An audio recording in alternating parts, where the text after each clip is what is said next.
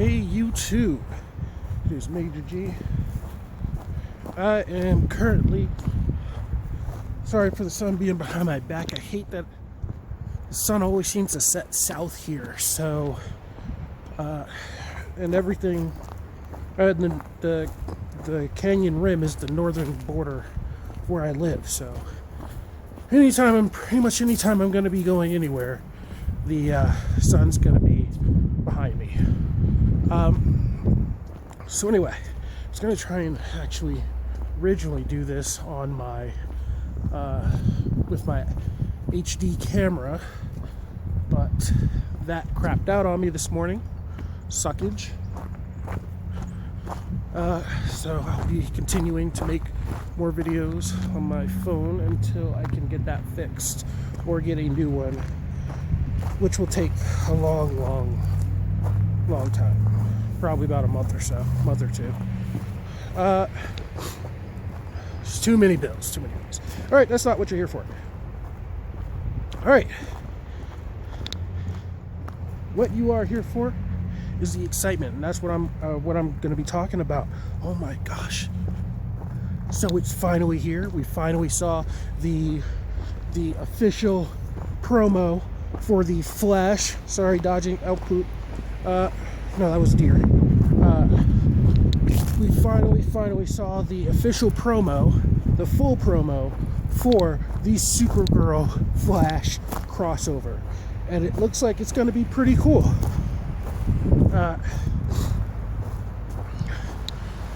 Now the question is, how is Flash going to tie into Supergirl? Now I have a couple of theories on that, which I've pretty much known was going to happen for some time.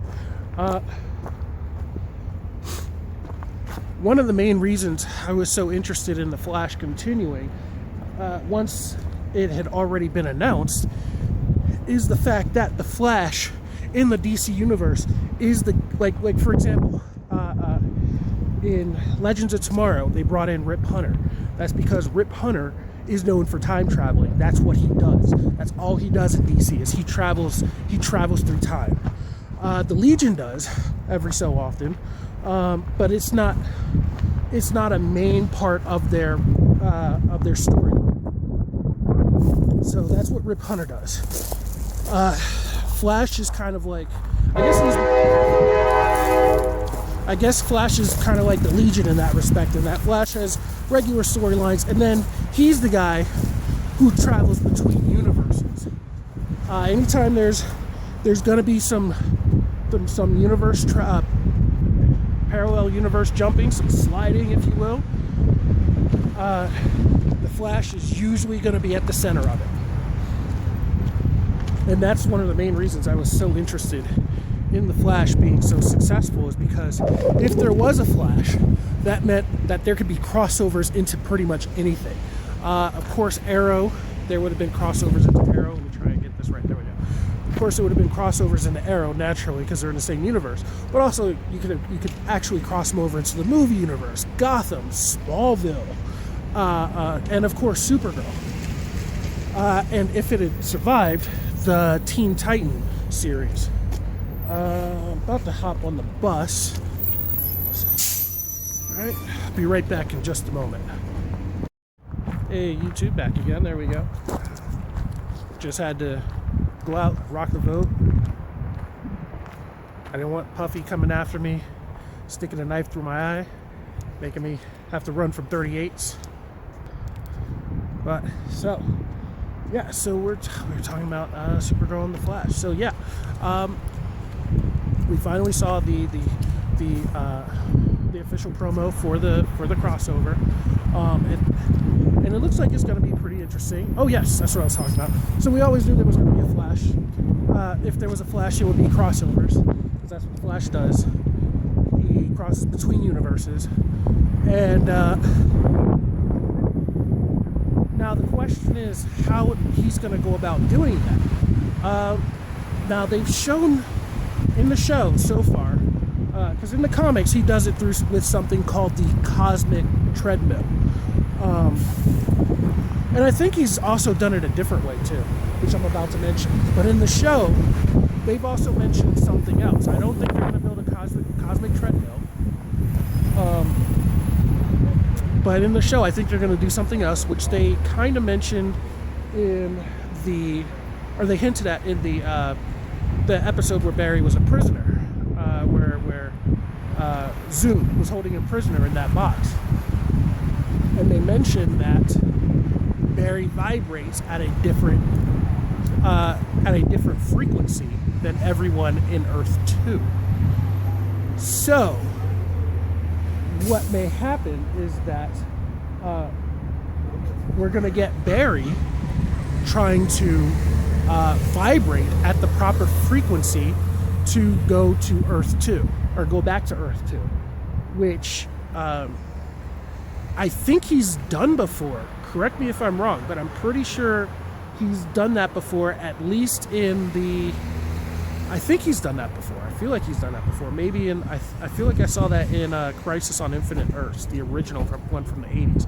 I think I saw him do that.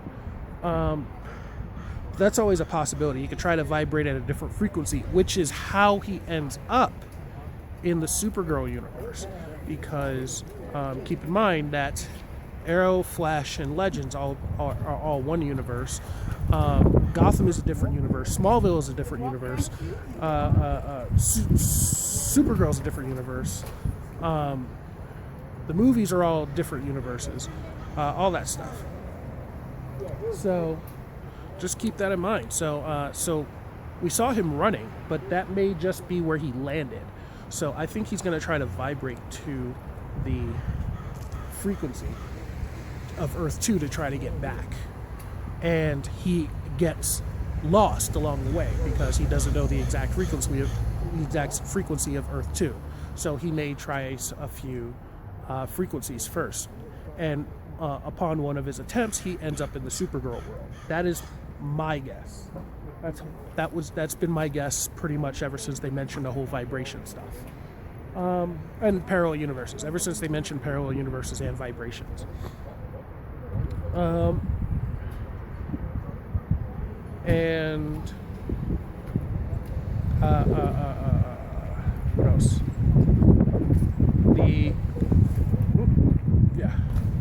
So I forgot where I was going with this. And oh yes, I suspect that, as usual with a lot of crossover episodes, there's going to be a lead-in from the previous episode, which is tonight. Tonight's Flash is probably going to be they're probably going to show how he does it. And we'll probably just kind of get a little goodbye thing where he just vanishes or whatever he does and goes into a different universe. And then we find out on Monday that he ends up in the Supergirl universe. And that would probably make sense. Now, as for tonight's Flash, once again, as I've mentioned plenty of times before, I don't actually look at press releases and all that stuff because I like to be surprised. I like fan theories. And my theory on that is something that I've been suspecting ever since we went over to Earth 2 and we heard Harrison say something, which is he called his daughter Jessie Quick. And if you're familiar with DC Comics, there's a speedster named Jessie Quick who is a girl. My friend and I were discussing this, and there might have been two Jessie Quicks. One was a father, one was a daughter, and but they were both speedsters. And I'll get into more on that in just a moment because I'm hopping onto the bus here. Alrighty.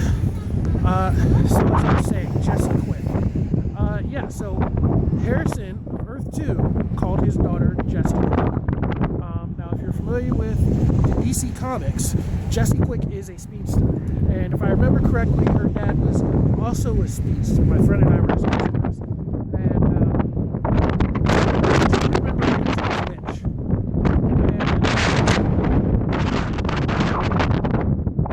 And my theory on this, now, I'm just realizing when I was on the bus that by the time this airs, the show probably would have aired for pretty much most of you. The Flash would have. The Flash probably will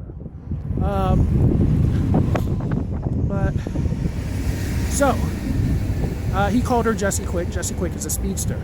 Now, what makes Jessie Quick, both of them, special is that, if I remember correctly, Jesse Quick is the speedster who was never hit, never gained any kind of metahuman abilities or anything like that, or was struck by lightning. None of that. Not like Wally, not like Barry, not like Bart. He wasn't born with it. Not like Jay. None of them. She's the only one who's just a regular human. However, how she got her power is that in the DC Comics, there's a speedster who, a lineage of speedsters, a father-daughter team, who gain their powers by figuring out an equation to the Speed Force. And by knowing this equation, that gives them, that allows them to tap into the Speed Force and gain superhuman speeds. And that would make sense, considering what we know of Jesse Quick, Harrison from Earth 2's daughter. Because remember, he did mention that the only person he thought was smarter than him is his daughter. And now, how would that work out? Well, she might not even be the Jesse Quick that we've met already, which is the one from Earth 2. She could be the one from Earth 1. How? Here's how. So when Eobard Thawne takes over, kills Harrison Wells and his wife, him and his wife are out together, like doing a couple thing on their night out. Now, what could have happened is that they did have a child, because remember, Jesse is not that much younger than Barry, and Barry was about 10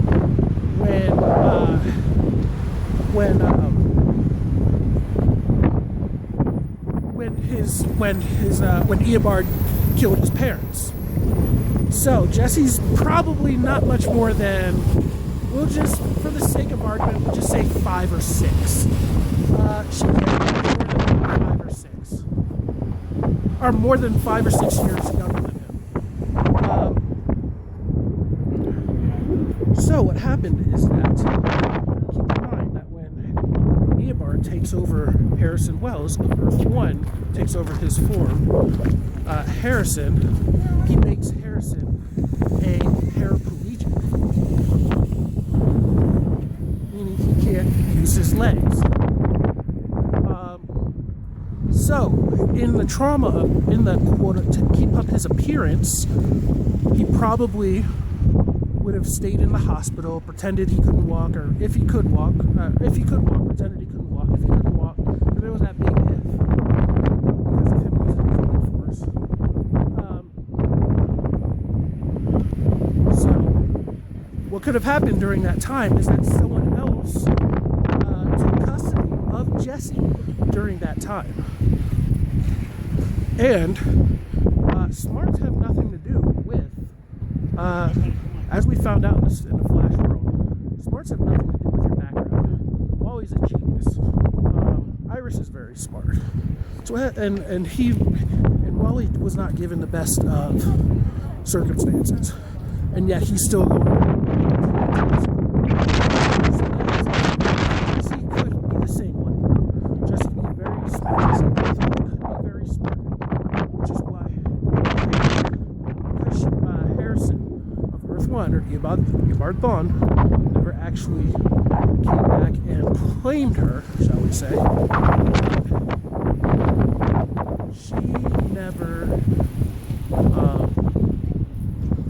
We never knew about her, which is absolutely possible, which would make sense considering what's in the promo for tonight's Flash. We know that she's doing a lot of petty crimes, just like Bart Allen in Smallville, which is a sign of lack of parentage, or some kind of adult figure, which Bart had in Smallville. Bart didn't really have any guidance or whatever by the time he meets Clark in season 4. And And if Jessie had been going through the foster care system or something like that, yeah, she could be a very troubled youth. And one of two things: either she gained powers from the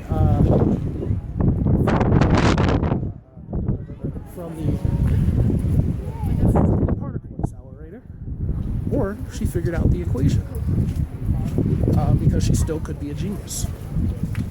And now the only thing is that if she had been a metahuman who gained her powers from the particle accelerator, where has she been?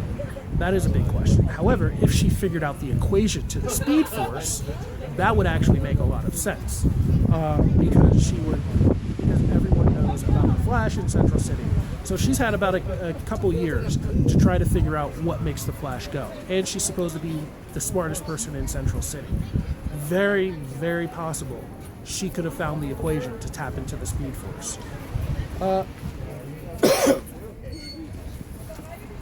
So that would be interesting. That would be interesting to do. And then, if they meet each other, well, once they meet each other, they can combine notes on Speed Force and all that stuff. Now back to Supergirl. Back to Supergirl. I'm very excited for this episode. Supergirl, I've actually been following Supergirl since the pilot first months ago. Almost a year ago, in fact. And I've had high hopes for it. I've kept my mind open. I know a lot of people have just been like, they saw the first episode, like, it's too girly. Too girly. Why is she acting like a girl? Well, she's 20-something. And, she's basically the female version of Clark Kent. Keep that in mind. Clark Kent is a very, very wholesome kid. And he's known for that. There's a reason why Superman's called the world's biggest Boy Scout. Come on. So she's probably like the world's biggest Girl Scout. And that's not all that unreasonable for them to change her character like that, because in the comics and in the animated series, she did go through a rebellious streak. But in this series, Superman picked out her family for her, so they actually raised her with some pretty good values, as Superman would have thought them to be, because he trusted them.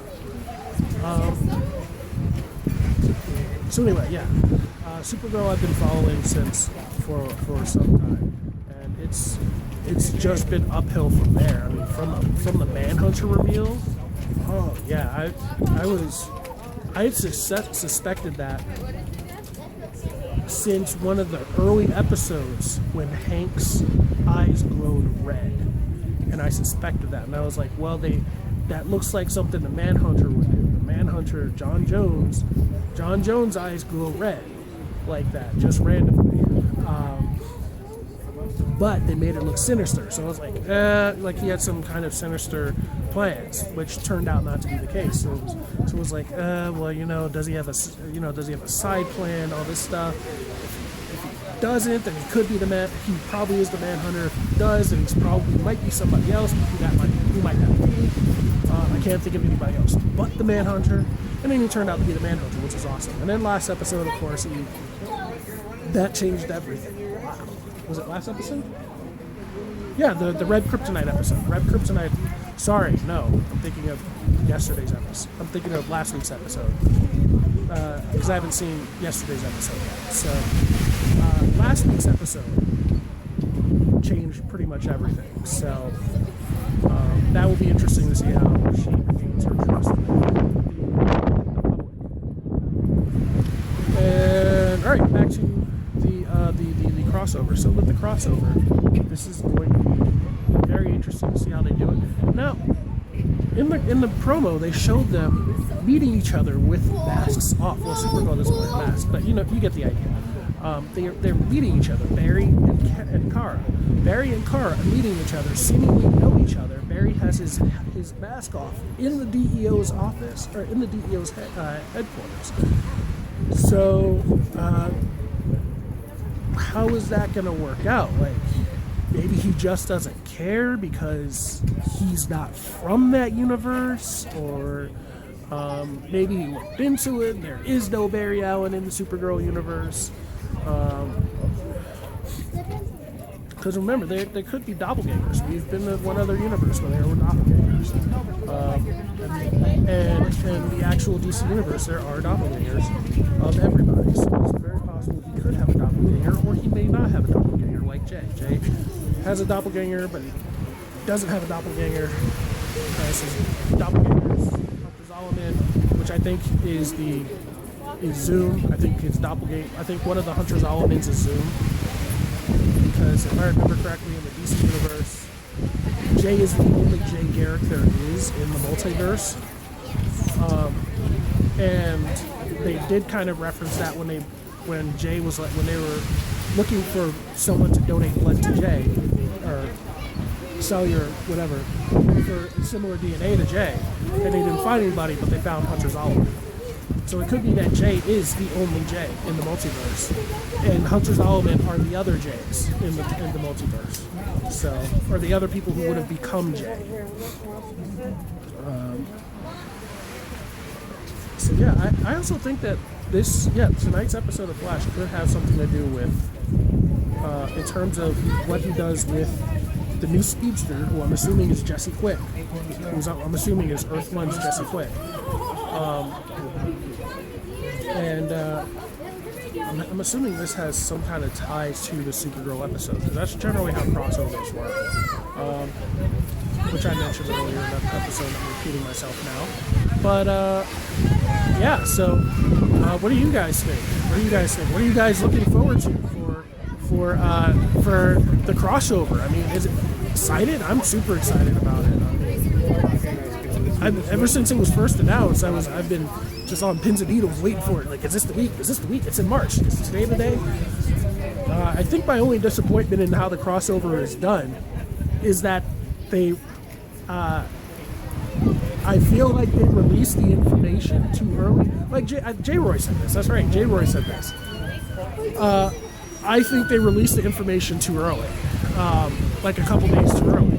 Because it would have been a far, far better surprise if we just been watching The Flash, didn't know about it, and then Supergirl just flies in the background. And we're just like, wait, whoa, time out. What? I mean, we see old Flash there, but that's because old Flash is on the show, and we see Jonah Hex there. Jonah Hex is going to be on Legends, and there's Connor Hawke, who's also going to be on Legends. So, but why is Supergirl in here? Because they're supposed to be in completely different universes, and CBS told us they weren't going to do any crossovers. So that would have been WB, that or CW, that would have been a much, much better surprise if you had held off on that for like a couple days until at least the Flash crossover, or until at least the Flash reveal had happened when he crosses universes. That would have been a much, much bigger surprise, and it would have hit much bigger. I think. I mean, just let the little promo photos go and just be like, oh, it's because they're all DC characters, and then hit us with the Flash. Hit us with that episode of the Flash when she's flying by. So that would have been a much, much better move. Yeah, so what do you guys think of the crossover? Are you guys excited? Or what? I mean, I'm super excited. Said that. How many times am I going to say that? But this is... Yeah. All right. Well, this is Major G reporting from Grand Canyon, South Rim. See you guys next time. Until later.